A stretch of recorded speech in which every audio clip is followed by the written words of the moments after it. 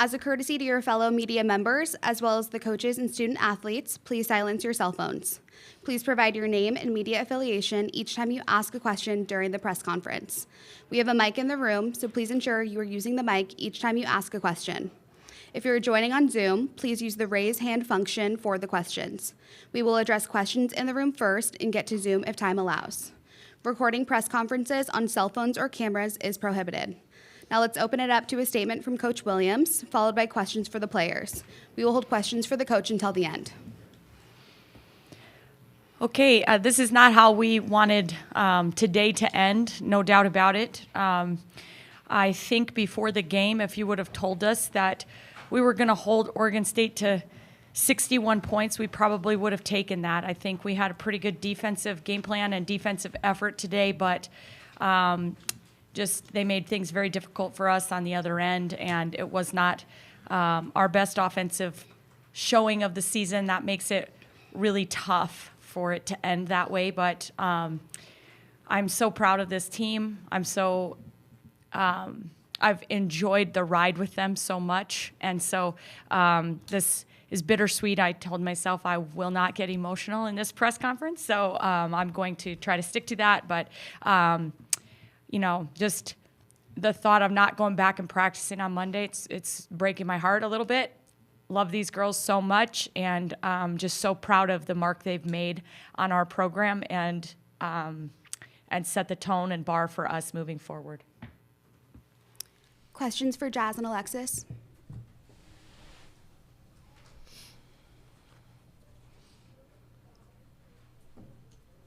Alex, they got up 19-6 in the first quarter. What did you learn early in the game that was going to be really hard to do against Oregon State?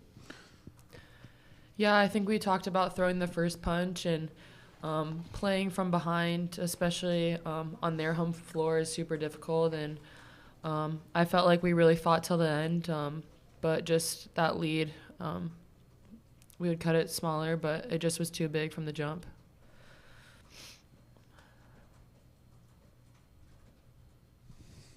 Jazz, what did you guys do defensively that allowed you to get back in the game there by the start of the fourth quarter?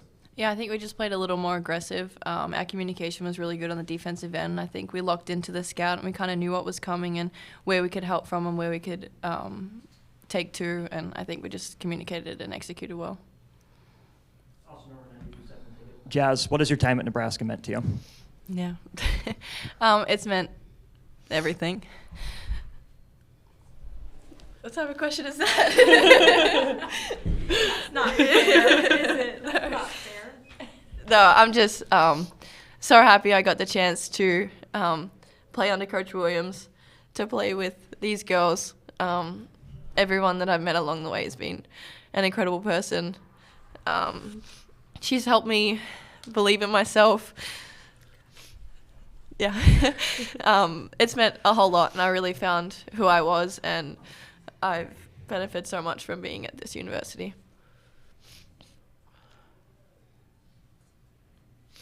Alex, what do you respect about Oregon State and what they do athletically, inside, outside? Yeah, they're pretty deep, really athletic. I felt like they were blocking a lot of shots, making a lot of things difficult.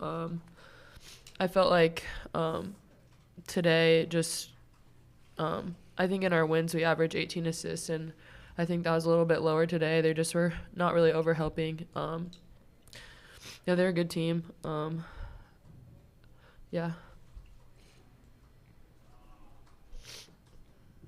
Lex, what was it like to be Jazz's teammate for the last couple of years?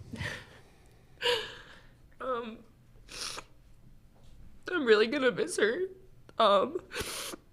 She's just an amazing person. She's so humble. Thank you for taking your 5th year to come back.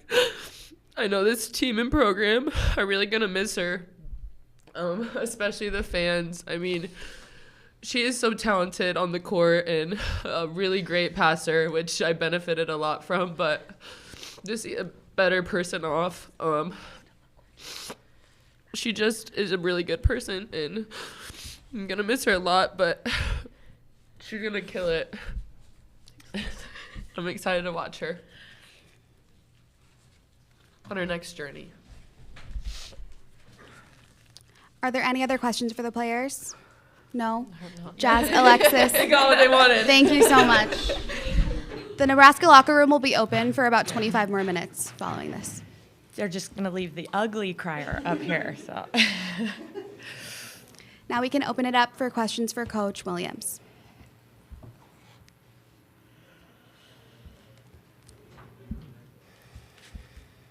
Nick Daschle from the Oregonian. What specifically did, with Oregon State's defense, caused you problems? Well, I think that, as Lex said, they had 10 blocked shots in the game. And so they have kind of a versatility because they have power and size inside that can really bang you around and can be physical. They have length where it's kind of tough to go up over the top of them. And then they can bring in and mix in some speed. And so I think those things all in conjunction, it's hard to really get used to because of the versatility, and they can run different lineups in and on both sides of the floor. I mean, you know you're going to get powered in the paint with Reagan Beers, and then all of a sudden they can play Gardner at the 5, and she can pick and pop and score threes. But that same versatility on the defensive end, I thought was really disruptive for us today, and they just kept kind of mixing some things up. I think the 10 block shots made us a little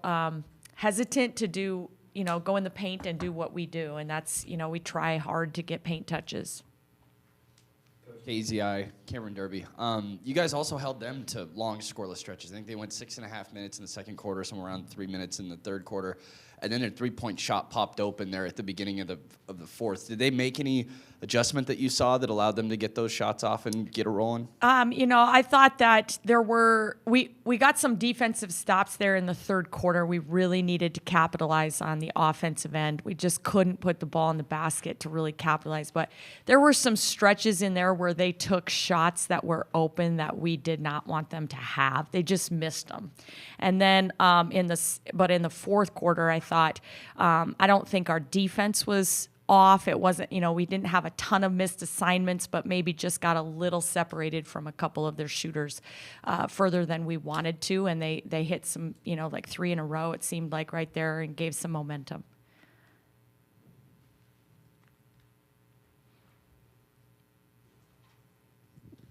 Nick Daschle again from the Oregonian. Coach, you've played teams like Iowa and Ohio State. How would you compare Oregon State to some of the better teams you've faced this year?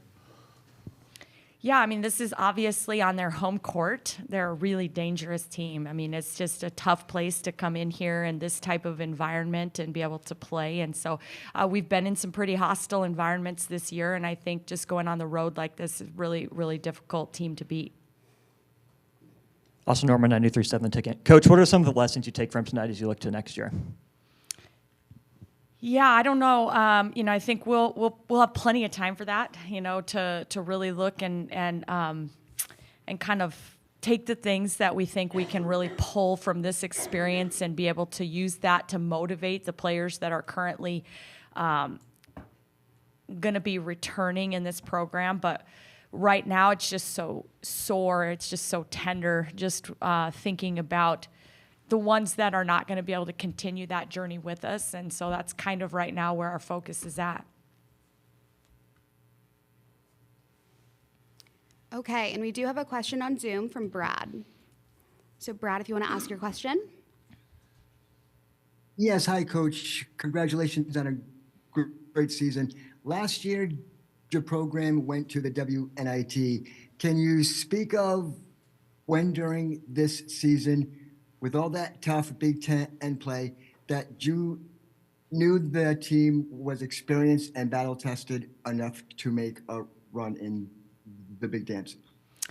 I know this is not going to sound like the normal answer. I think, most of our players point to the Iowa win at home when we beat Iowa as a big turning kind of. But for me, it was on the road at Kansas before Christmas. And we had a tough loss to Kansas, and that ironically was the place where our season ended 1 year ago in the WNIT. And we sat in that locker room for quite a bit of time after that game, and the comments that were coming out of each one of my players' mouths at that moment was when I knew that this was a special group that was going to be fighters and fight through this entire season, and that we had a chance to be something special. And so for that to come for me after a loss is pretty special. I think it's telltale about this team and their character and what type of people they are and what type of things they will